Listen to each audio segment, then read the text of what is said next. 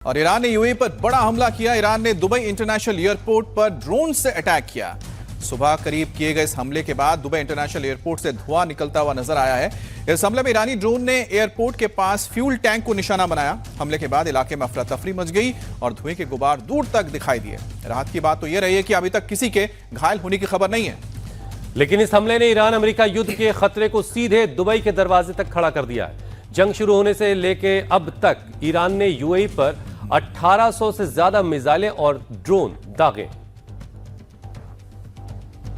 यह तस्वीरें आप देख रहे हैं दुबई एयरपोर्ट की है, जहां पर आज सुबह सुबह हमला हुआ है। ईरान की ओर से एक बार फिर से शायद ड्रोन दागे गए थे, जिनमें से कई ड्रोन्स को तो नाकाम कर दिया गया था, लेकिन उनमें से बताया जा रहा है कि एक ड्रोन का मलबा नीचे गिरा और मलबा नीचे गिरने के बाद धमाका हुआ और धमाके की वजह से आग लग गई।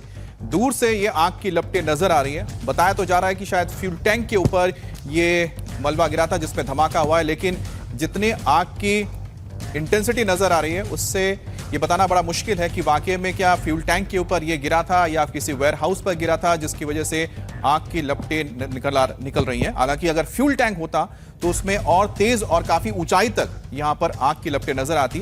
बहरहाल ऐसा कुछ नजर नहीं आ रहा है, तो ये माना जा सकता है कि वहां पर बड़े वेयर हाउसेज हैं या कार्गो सेगमेंट हो सकता है, जहां पर कार्गो रखे रहते हैं, सामान रखा जाता है, जिसमें आग लगी है। लेकिन ईरान की ओर से लगातार यूएई को निशाना बनाया जा रहा है। यूएई इस वक्त सबसे ज्यादा सॉफ्ट टारगेट है, क्योंकि दुबई की दूरी या यूएई की दूरी अगर की जाए तो ईरान के साथ महज 90 किलोमीटर की है। तो आप समझ सकते हैं 90 किलोमीटर का जब फासला हो तो ऐसे में ड्रोन बहुत ही ज्यादा घातक साबित होते हैं। एक और बड़ी खबर आपको बता दें, ये इराक से आ रही है। यहां ईरान समर्थित सराया औलिया अल दम इराकी ग्रुप ने यूएस बेस पर हमला किया है। इराकी ग्रुप ने बगदाद इंटरनेशनल एयरपोर्ट के पास अमेरिका के विक्ट्री बेस को टारगेट किया। इराकी ग्रुप ने विक्ट्री बेस पर एक के बाद एक कई रॉकेट दागे हैं, जिसके बाद यूएस बेस में भीषण आग लग गई है।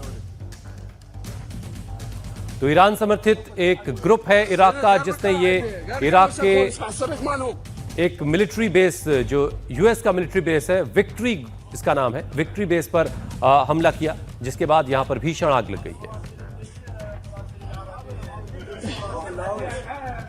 तो बगदाद में ये विक्ट्री बेस है यूएस का, जिसे निशाना बनाया इराक के एक मिलिशिया ग्रुप ने, जो ईरान का समर्थित मिलिशिया ग्रुप है, और उसके बाद इस बेस पर भीषण आग लग गई है। अब इजराइल के हमले से पहले ईरान ने दावा किया था कि उसने इजराइल और अमेरिकी ठिकानों को निशाना बनाया है, जिसमें हाइपरसोनिक मिसाइल से हमला किया है। ईरान ने दावा किया है कि 10 फतेह और गदर मिसाइल से हमला किया गया। दावा तो किया जा रहा है कि हमला यूएई के अल दफरा में अमेरिकी बेस को निशाना बनाकर यह मिसाइलें दागी गई थी। अब मिसाइल के साथ ईरान ने ड्रोन्स भी दागे। ईरान ने 2023 में फतेह मिसाइल का सार्वजनिक परीक्षण किया था और इसकी रफ्तार मैक 13 तक पहुंच सकती है, जिसे रडार पर इंटरसेप्ट करना बेहद मुश्किल होता है। वहीं खबर यह भी है कि ईरान ने पहली बार सेजिल मिसाइल का भी इस्तेमाल किया है। यह मिसाइल इजराइल को टारगेट करके दागी गई थी। यह सॉलिड फ्यूल वाली स्ट्रेटेजिक मिसाइल है, जो 2000 से लेकर 2500 किलोमीटर तक मारक क्षमता रखती है। तो ये फतेह मिसाइल की तस्वीर आप देख रहे हैं, जिसका इस्तेमाल किया गया है। और फतेह मिसाइल के जरिए बताया जा रहा है कि यूएई में मौजूद अल दफरा एयर बेस, या आप कह सकते हैं कि मिलिट्री बेस है, यह पूरा अमेरिका का, जिसको निशाना बनाया गया था।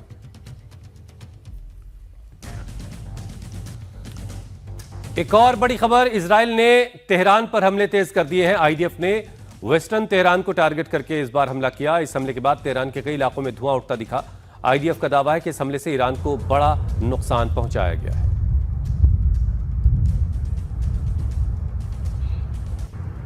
वहीं इजराइल ने ईरान में 200 से ज्यादा ठिकानों को निशाना बनाकर हमला किया है।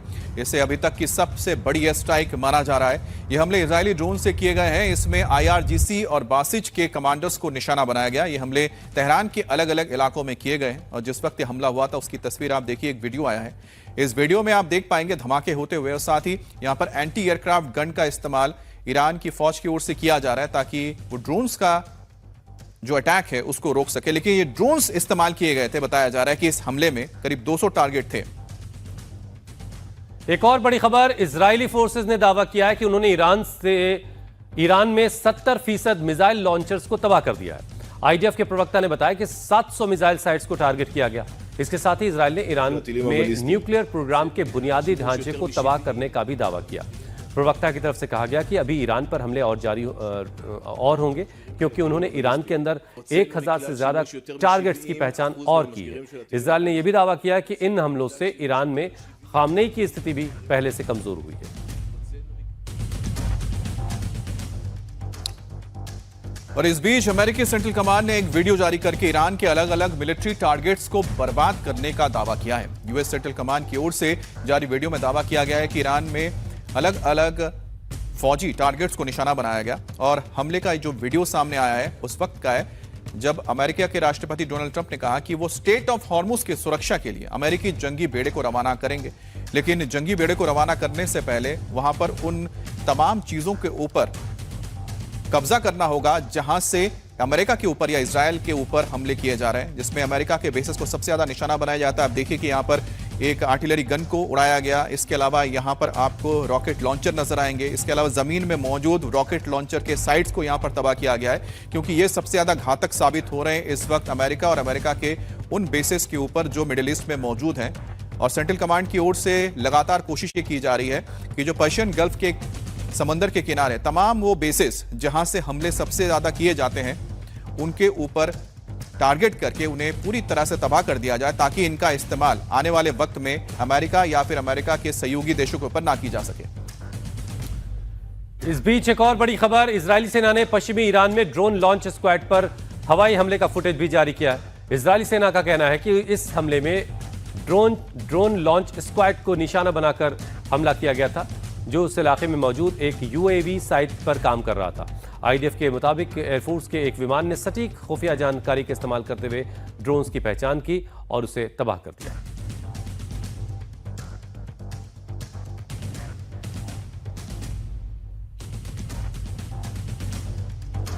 और इस बीच लेबनान का भी दावा सामने आया है। इजरायल ने साउथ लेबनान में फास्फोरस बॉम्ब का इस्तेमाल किया है। साउथ लेबनान में इजरायली हिजबुल्लाह के ठिकानों को निशाना बनाकर लगातार हमले हो रहे हैं। अब फास्फोरस बम का इस्तेमाल युद्ध के अंतर्राष्ट्रीय नियमों के खिलाफ है। हालांकि इजरायल ने इन सभी दावों की पुष्टि नहीं की है। ये तस्वीरें आप देख रहे हैं और दावा करने वालों का कहना है कि फास्फोरस बॉम्ब का इस्तेमाल किया गया। आप जानते हैं कि केमिकल है और इसके इस्तेमाल से एक बड़े व्यापक इलाके में इसका असर होता है, जिसमें लोग मारे जाते हैं। अब ऐसे में इसका इस्तेमाल तो माना जाता है कि नहीं होना चाहिए अंतर्राष्ट्रीय नियमों के हिसाब से, लेकिन दावा किया जा रहा है लेबनान की ओर से, या फिर आप कह सकते हैं कि यहां पर हिजबुल्लाह के जो तमाम लोग हैं वो दावा कर रहे हैं कि फास्फोरस बम का इस्तेमाल हुआ। इजरायल ने इसकी कोई पुष्टि नहीं की है।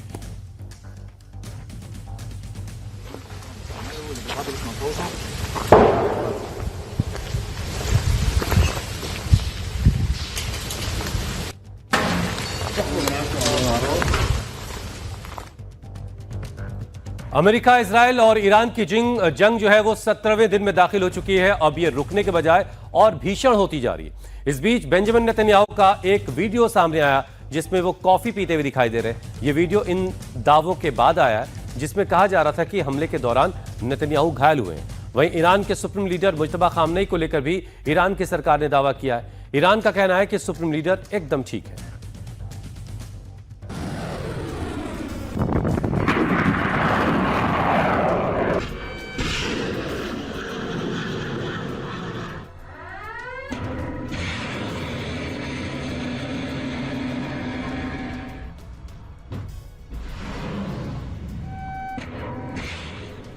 ईरान पर दनादन हमले।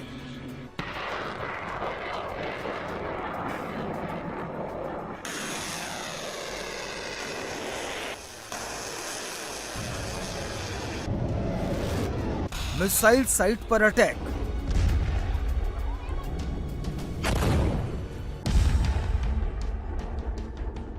मिलिट्री ठिकाने तबाह।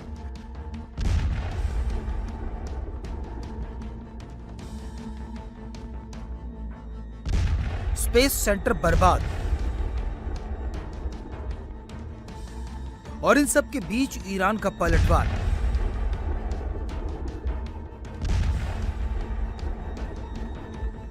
युद्ध का आज 17वां दिन है।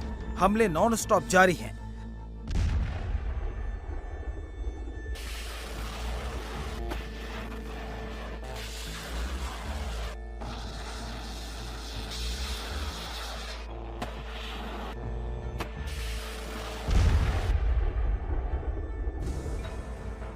इन हमलों के बीच में इजराइल के पीएम बेंजामिन नेतन्याहू और ईरान के नए सुप्रीम लीडर मुस्तफा खामनेई को लेकर कई तरह की खबरें आई हैं।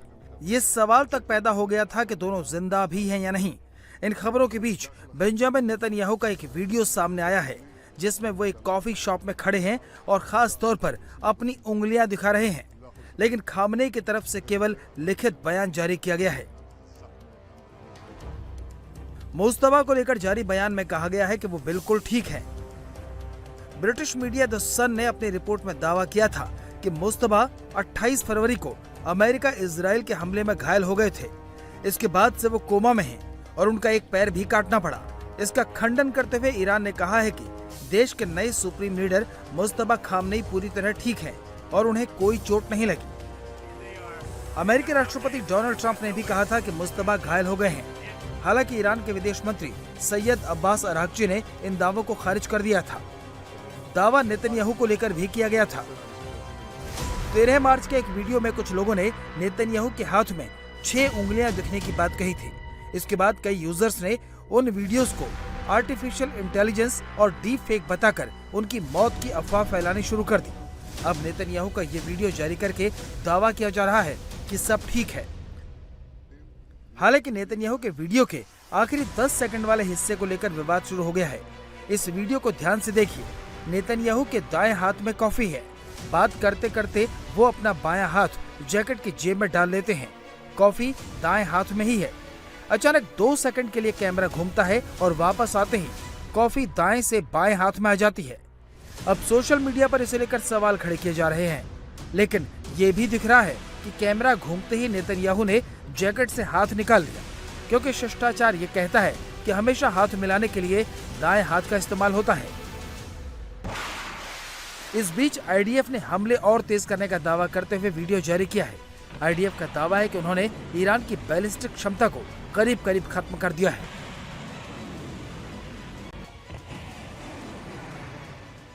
עד כה תקפנו יותר מ-700 מטרות של מערך הטילים בזמן אמת. הצלחנו לצמצם את הירי. הוצאנו מכלל שימוש יותר מ-70% מהמשגרים של הטילים הבליסטיים. כלל הכטב"מים ששוגרו מאיראן לשטח ישראל עד כה יורטו על ידי חיל האוויר. אנחנו ממשיכים בצד הטילים והמשגרים כל הזמן. המרכיב השלישי בו פגענו הוא פרויקט הגרעין האיראני. לאחר שפגענו בו קשות במהלך מבצע עם כלבי, אנחנו תוקפים אתרים ותשתיות שמהווים חלק מהמאמצים של המשטר לבצר ולהסתיר את תוכנית הגרעין שלו. במהלך המבצע תקפנו יותר מ-2,000 מטרות ברחבי איראן, באמצעות יותר מ-10,000 חימושים שונים. יש לנו תוכנית לחימה סדורה ומתוכננת היטב. יש לנו עוד אלפי מטרות באיראן, ואנחנו מייצרים מטרות נוספות מדי יום. המשטר כבר מוחלש, ואנחנו ממשיכים להחליש אותו יותר ויותר מדי יום. הוא מעורער, והוא מסתיר את זה מהאזרחים. एक वीडियो अमेरिकी सेंट्रल कमांड की ओर से भी जारी किया गया है। इस वीडियो के जरिए दावा किया गया है कि अमेरिका ने ईरान में कई मिलिट्री साइट्स को टारगेट करके हमला किया और उन्हें बर्बाद कर दिया। इन हमलों के बाद ईरान के जवाबी हमले की ताकत बहुत कम रह गई है।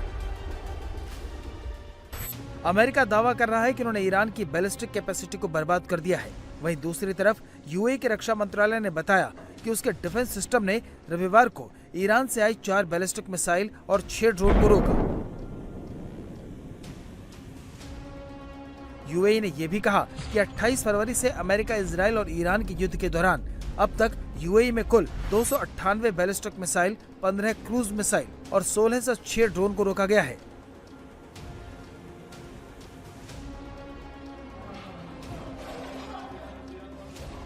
दुबई का सबसे बड़ा मार्केट, जहां पर करोड़ों अरबों का कारोबार होता है, वहां पर लोग जाने से डरने लगे हैं। भीड़ खत्म होने लगी है।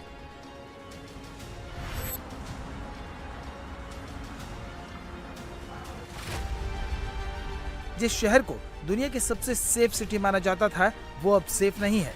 होटल, मॉल, सड़क, ऑफिस बिल्डिंग सारी जगह खाली होने लगी हैं। जहां हमेशा भीड़ रहती थी, जहां पर लंबी लंबी कतारें रहती थी, वहां अब सन्नाटा पसरा है। दुबई को इतना शांत, इतना घबराया हुआ दुनिया ने कभी नहीं देखा।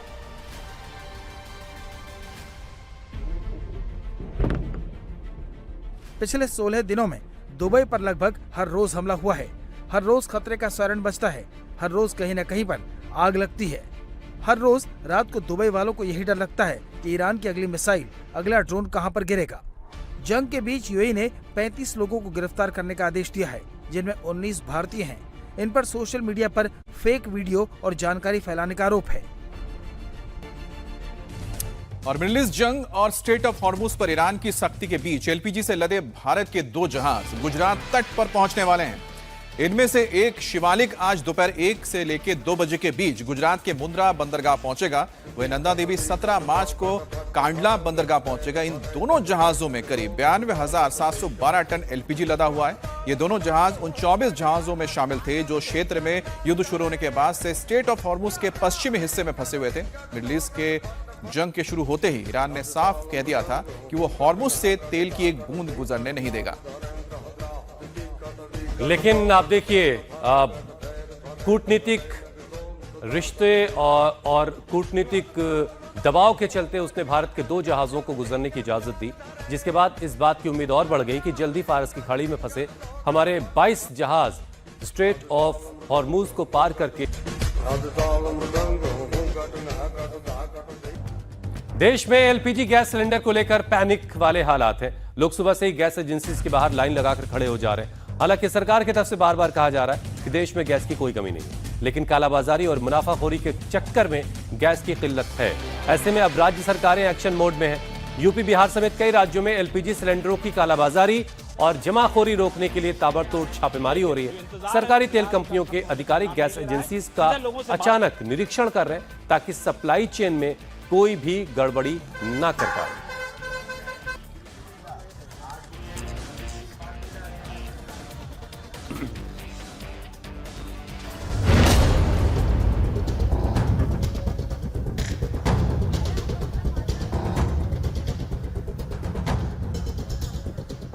गैस की कालाबाजारी, शहर शहर एक्शन जारी। गैस सप्लाई फुल, गोदाम से माली गुल। होटल रेस्टोरेंट में गैस खत्म, कारोबार ठप। देश में गैस की कमी को लेकर पैनिक सिचुएशन अभी भी बनी हुई है। गैस एजेंसियों के बाहर अभी भी लोग लाइन में लगे हुए हैं। एक सिलेंडर के लिए कई दिन तक एजेंसी के चक्कर लगा रहे हैं। लोग अपना काम धंधा छोड़कर सिलेंडर का जुगाड़ करने में लगे हैं। यूपी में गैस सिलेंडर की कालाबाजारी करने वालों के खिलाफ सख्त कार्रवाई की जा रही है। शनिवार को प्रशासन की टीम ने एसपी नेता सोनू कनौजिया के अभिनंदन रिजॉर्ट पर छापा मारा। यहां 88 सिलेंडर बरामद किए गए, जिनमें 65 खाली सिलेंडर, 9 भरे सिलेंडर बरामद, जबकि 14 छोटे सिलेंडर भी बरामद किए गए। एसपी नेता सोनू कनौजिया की पत्नी मंजू कनौजिया के नाम पर गैस एजेंसी है। बताया जा रहा है कि सिलेंडर को ब्लैक करने के लिए गोदाम के बजाय रिजॉर्ट में सिलेंडर छिपाकर रखे गए थे। पुलिस ने इस मामले में सोनू कनौजिया, उसकी पत्नी मंजू कनौजिया समेत 5 लोगों के खिलाफ केस दर्ज किया है। यूपी में गैस एजेंसियों के बाहर लाइन लगने के साथ ही सरकार ने पूरा प्रशासन कालाबाजारी रोकने में लगा दिया है। यूपी में पिछले एक हफ्ते में 2254 लोकेशन पर रेड हुई है। 5 एलपीजी गैस डिस्ट्रीब्यूटर के खिलाफ एफआईआर दर्ज हुई है। वहीं कालाबाजारी करने वाले 35 लोगों के खिलाफ मुकदमा दर्ज हुआ है, जबकि 8 व्यक्ति गिरफ्तार और 37 व्यक्तियों को हिरासत में लिया गया है। सरकार साफ कर चुकी है कि न तो रसोई गैस के सिलेंडर्स की कमी है, न सप्लाई में समस्या है, न डिस्ट्रीब्यूशन में। लेकिन गैस की कमी को लेकर ऐसी अफवाह फैली है कि हर कोई सिलेंडर लेकर एजेंसी और गैस गोदाम पहुंच रहा है। इसी पैनिक के कारण सिलेंडर की सप्लाई में दिक्कत आ रही है। पुराने लखनऊ का ये गुलाला इलाका है और यहाँ गैस का सिलेंडर लेने के लिए लोग आए हुए हैं, कतार में खड़े हैं। अच्छी बात यह है कि यहाँ पे गैस के सिलेंडर्स काफ़ी हैं। 2 गाड़ियाँ हैं, एक गाड़ी में 342 और दूसरी गाड़ी में 342 गैस सिलेंडर्स हैं। यानी सबको, जितने लोग यहाँ खड़े हैं इससे ज़्यादा यहाँ सिलेंडर है। आपके यहाँ तो गैस पर्याप्त है, सबको गैस मिल जाएगी, बल्कि लग रहा है बच जाएगी। हाँ, बच भी जाएगी। जो बच नहीं पाएगी मैम, पूरा दिन रोकना पड़ेगा। फिर बाकी है हम डिलीवरी करवाएंगे, लेके जाएंगे। अच्छा। हाँ, ये अपनी अपनी गाड़ी डिलीवरी कर रहे हैं। हाँ, सब की डिलीवरी होगी। जा रही हैं, घर पे बाउचर है, उनकी डिलीवरी होगी। यहाँ पे गैस लेने आए हैं, किसी तरह की कोई दिक्कत का सामना करना पड़ा है? नहीं, कोई दिक्कत नहीं है। तो ये जो कहा जा रहा है कि गैस नहीं मिल रही, नहीं, वो गलत है। टाइम से हम लोग को मिल रही है, हम लोग टाइम से आए लेने। पर ये है लाइन लगाइए, लाइन से मिल जाएगी बस। आपको किसी तरह की दिक्कत आ रही है? नहीं मैम, तो इस तरह से यहाँ पर कोई गैस की दिक्कत नहीं है। सरकार की माने तो देश में गैस की कमी का माहौल बनाकर मुनाफाखोरी हो रही है। जंग की आड़ में गैस सिलेंडरों की कालाबाजारी की जा रही है, लेकिन अब सरकार इन माफियाओं से निपटने के लिए मैदान में उतर चुकी है। कौन लोग हैं जो अफवाह के आधार पर देश के अंदर विश्वास का संकट खड़ा कर रहे हैं? कौन वे लोग हैं जो लगातार भारत को भारत न बना रहे इसके लिए तमाम प्रकार से दुष्चक्र कर रहे हैं? और याद करेंगे तो ये वही लोग हैं जिन्होंने कहा था कि राम और कृष्ण तो हुए ही नहीं। पटना में भी सिलेंडर को लेकर पैनिक बना हुआ है। और 3 राज्यों की 11 राज्यसभा सीटों पर आज वोटिंग होगी। इनमें बिहार की 5, हरियाणा की 2 और ओडिशा की 4 सीटों पर वोटिंग होगी। वोटिंग सुबह 9 बजे से शुरू हो चुकी है। वहीं पर शाम को 5 बजे तक वोटों की गिनती हो जानी है। तो वोटिंग चल रही है, जिसकी तस्वीरें आप देख रहे हैं। 3 राज्यों की 11 सीटों पर वोटिंग हो रही है। नीतीश कुमार की किस्मत का फैसला होगा, नितिन नवीन की किस्मत का भी फैसला होगा। बिहार की 5 सीटों के लिए मतदान चल रहा है, हरियाणा की 2 सीटों के लिए वोटिंग चल रही है, ओडिशा की 4 सीटों के लिए इस वक्त मतदान चल रहा है। आज ही शाम को वोटों की गिनती करके नतीजों का ऐलान भी कर दिया जाएगा। तो 3 राज्यों में इस वक्त 11 सीटों के लिए मतदान हो रहा है। बिहार की 5 सीटों के लिए हो रहा है, लेकिन उम्मीदवार वहां पर 6 हैं। ओडिशा की 4 सीटों के लिए, हरियाणा की 2 सीटों के लिए मतदान चल रहा है। हमने ये भी देखा कि क्रॉस वोटिंग से बचने के लिए बहुत सारे विधायकों को इधर उधर शिफ्ट किया गया, उन्हें एक तरीके से हिफाजत में रखा गया है। रिजॉर्ट पॉलिटिक्स का जिसका हम जिक्र हमेशा करते हैं, उसका एक बार फिर से एक वीडियो भी सामने आया है, जिसको आपको दिखाएंगे। लेकिन इस वक्त आप जो तस्वीरें देख रहे हैं बिहार से आ रही है, जहां पर वोटिंग की शुरुआत हो चुकी है। पार्टी के जो विधायक हैं वो अपने अपने उम्मीदवार के लिए वोटिंग के लिए यहां पहुंचे हुए हैं और बाकायदा यहां पर ट्रेनिंग भी दी गई है सभी विधायकों को कि किसी भी तरह से उनका वोट बर्बाद ना हो। हालांकि देखा जाए तो यहां पर 2 जो कैंडिडेट्स हैं बीजेपी के, जिसमें नितिन नवीन भी शामिल है, बीजेपी के अध्यक्ष हैं। उनके दोनों ही कैंडिडेट बीजेपी के, उनका राज्यसभा आना तय माना जा रहा है क्योंकि उनकी संख्या बल इस कदर है, 200 से ज्यादा है अगर एनडीए को देखा जाए। दूसरी तरफ आप देख रहे हैं कि नीतीश कुमार खुद मौजूद हैं, तो जेडीयू के भी 2 जो कैंडिडेट्स हैं उनका भी जीतना तय माना जा रहा है। और साथ ही जो 5वीं जो सीट है उस पर एनडीए दावा कर रही है कि उनका ही कैंडिडेट जीतेगा। तो सुनिए तेजस्वी क्या कह रहे हैं आज के चुनाव को लेकर के।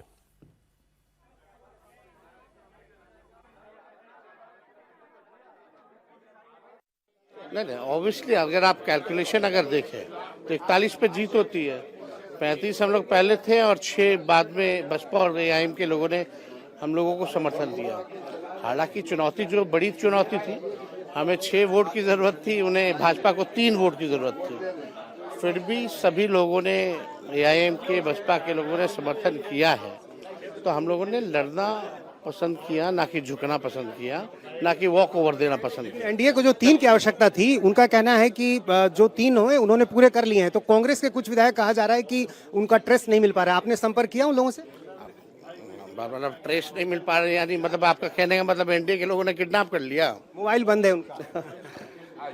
बहुत लोगों का होगा, बहुत लोग अभी धीरे धीरे लोग आ रहे हैं। एनडीए के लोग भी सब थोड़ी पहुंचे हैं। राज्यसभा जा रहे हैं, इस महीने में भी ये चुनाव काफी क्या इम्पोर्टेंट है आपको लगता है? तो अपनी सहानुभूति नीतीश कुमार जी के प्रति जो है जताई है, और ये तो चुनाव से ही नहीं बल्कि जिस दिन महागठबंधन को वो छोड़ करके, इंडिया अलायंस छोड़ करके वापस पुनः बीजेपी में 2024 में गए थे, तभी हमने कह दिया था कि अब जनता दल यूनाइटेड पार्टी का कोई भविष्य नहीं रह गया।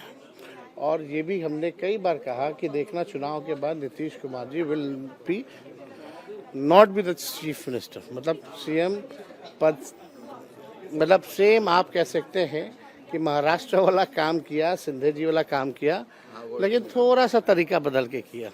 1-2 महीने रहने दिया, उसके बाद जो है इन लोगों ने किया। तो आगे भी आप देखिएगा, जो भाजपा जिसके साथ रहती है उसको तो बर्बाद करती है। ये पहले से तय था, आपको लग रहा है ये पहले से तय था कि नीतीश हटेंगे? वो तो वो भी जानते थे, इसमें कोई नई बात नहीं है। जो उनके इर्द गिर्द जो लोग हैं, निशांत के लिए क्या कहेंगे? उनकी भी राजनीति में आने की बात कही जा रही है। भाई हम तो शुरू दिन से जब से पूछा जाए, हम किसी का भी, खास तौर पे जो नौजवान अगर राजनीति में आना चाहता है तो हम उसका विरोध क्यों करेंगे? हमें तो अच्छा ही लगेगा कि भाई कोई भी नौजवान, चाहे वो निशांत कुमार हो या कोई गरीब आम बेरोजगार युवा भी हो, अगर वो भी राजनीति में आता है, समाज की सेवा करना चाहता है, संविधान, लोकतंत्र, भाईचारा की विचारधारा के साथ अगर कोई आएगा, संविधान बचाने के लिए, लोकतंत्र को बचाने के लिए, भाईचारे को बचाने के लिए, तो हम लोगों का तो भाई उनका स्वागत है राजनीति में। लेकिन ये जहाँ हैं वो, और जो लोगों ने उनके पिताजी को बर्बाद किया, आज वो वही है, तो उनको पहचानना होगा। तो बिहार की 5 सीटों के लिए मतदान चल रहा है। नीतीश चंद्र इस वक्त हमारे साथ जुड़ चुके हैं। नीतीश, हमने आपकी सारी बातचीत सुनी जो आपने तेजस्वी यादव से की है। देखिए, 2 बीजेपी के उम्मीदवार, 2 जेडीयू के उम्मीदवार, ये तो आ ही रहे राज्यसभा। जो 5वां उम्मीदवार है वो आरएलएम वाला होगा या महागठबंधन का होगा, ये भी पिक्चर लगभग तो क्लियर हो ही चुकी होगी। आप क्या देख रहे हैं?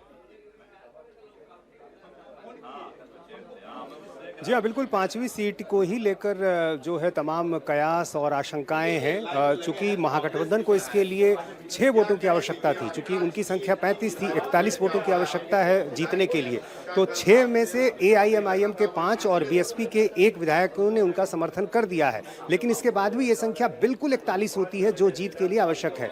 लेकिन एनडीए के जो नेता हैं, जो तमाम वरिष्ठ नेता हैं, उनका ये दावा है कि नतीजे कुछ और आएंगे, और ये दिख भी रहा है, क्योंकि कांग्रेस के कई विधायक जो हैं वो संपर्क में नहीं हैं। चूंकि एक होटल में उनके रखने की व्यवस्था की गई थी महागठबंधन के विधायकों को, लेकिन 2 विधायक ऐसे हैं जिनका मोबाइल अभी तक बंद है, उनसे कोई संपर्क नहीं हो सका है। तो ऐसी स्थिति में माना जा रहा है कि कांग्रेस में टूट हो सकती है। 6 विधायक हैं कांग्रेस के, और ऐसे में ये लगभग अब तय माना जा रहा है कि 2 विधायक वाल्मीकि नगर से सुरेंद्र कुशवाहा हैं, और इसके अलावा एक मनोज विश्वास है। ये 2 ऐसे विधायक हैं जो बिल्कुल संपर्क में नहीं है, और सूत्र हमें ये बता रहे हैं कि ये विधायक टूट सकते हैं। तो ऐसी स्थिति में जाहिर है नतीजा जो है बेहद दिलचस्प होगा। बिल्कुल कांटे का मुकाबला ये दिख रहा है, और हम आपको एक बार फिर तस्वीर दिखा देते हैं। ये देखिए, लंबी कतार लगी हुई है विधायकों की, और इसमें एनडीए के विधायक हैं, महागठबंधन के विधायक हैं, आरजेडी के एडी सिंह या फिर उपेंद्र कुशवाहा, दोनों में से बाजी कौन मारेगा, इसका जोड़ घटाव बहरहाल पहले ही हो चुका होगा। नीतीश, आपके पास दोबारा लौटेंगे, लेकिन जरा उससे पहले हरियाणा से जुड़ी खबर दर्शकों को बता दें। हरियाणा की 2 राज्यसभा सीटों के लिए आज मतदान चल रहा है। हरियाणा में बीजेपी ने संजय भाटिया को मैदान में उतारा है।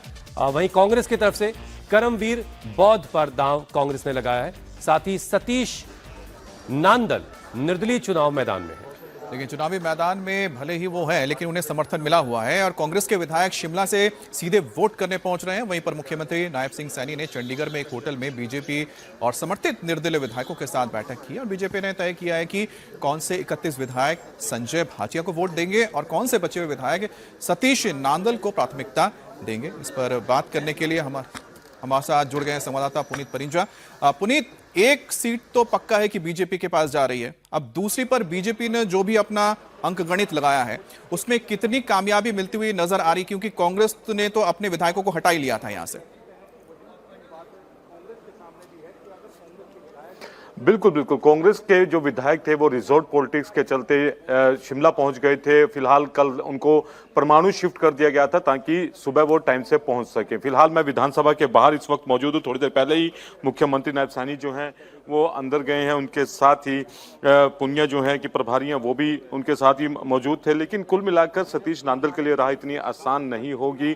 वो 2 ही तरह से जीत सकते हैं, या तो क्रॉस वोट हो या फिर वोट रद्द किया जाए, तो ही उनकी जीत मानी जा सकती है, क्योंकि 9 वोट चाहिए सतीश नांदल को जीतने के लिए। वहीं अगर दूसरी तरफ बात करें तो संजय भाटिया हैं या करमवीर बौद्ध हैं, तो दोनों के 31 वोट बनते हैं। लेकिन अगर क्रॉस वोटिंग होती है, और अभी तक आईएनएलडी ने भी अपने पत्ते जो हैं वो नहीं खोले हैं, हो सकता है कि जो सूत्र बता रहे हैं कि वो चुनाव से दूर रहें, तो ऐसे में अगर आईएनएलडी चुनाव से दूर रहती है तो 11 वोट फिर चाहिए होंगे सतीश नांदल को जीतने के लिए। अभी 9 चाहिए अगर आईएनएलडी समर्थन दे देती है, तो अगर आईएनएलडी समर्थन नहीं देती है तो 11 वोट चाहिए होंगे। तो ऐसे में जो है जो गणित है जीत का वो फिलहाल थोड़ा कमजोर पड़ता हुआ दिखाई देता है सतीश नांदल के लिए, लेकिन राजनीति है, कुछ भी हो सकता है, क्योंकि पिछली 2 बार जिस तरह से कांग्रेस को पटकनी मिली है संख्या बल पूरी होने के बावजूद, तो ऐसे में सतीश नांदल भी काफी कॉन्फिडेंट नजर आ रहे हैं। और वहीं हरियाणा के जो कांग्रेस के विधायक हैं और कांग्रेस के जो बड़े नेता हैं वो भी काफी कॉन्फिडेंट नजर आ रहे हैं। बीजेपी की एक सीट तो तय मानी जा रही है संजय भाटिया, क्योंकि उनको सीधे तौर पर वो जाहिर सी बात है उनके पास नंबर है, लेकिन जैसा कि बना हुआ है वो सतीश नांदल के बारे में बता रहे हैं कि उनको अब 11 वोट चाहिए। अब 11 वोट कहां से आएंगे उसके लिए अब इंतजार कीजिए, क्योंकि या तो क्रॉस वोटिंग होगी या तो कुछ अगर वोट आप कह सकते हैं कि नहीं बल्कि होते, काफी नहीं कुछ पहले से तय हो गया होगा, बस शाम का इंतजार लेकिन करना है। विधायक नहीं थे, ये सबसे बड़ी बात है कि सबके सब रिजॉर्ट भेज दिए गए थे शिमला। बहुत शुक्रिया पुनीत और नीतीश आपका हमारे साथ जुड़ने के लिए।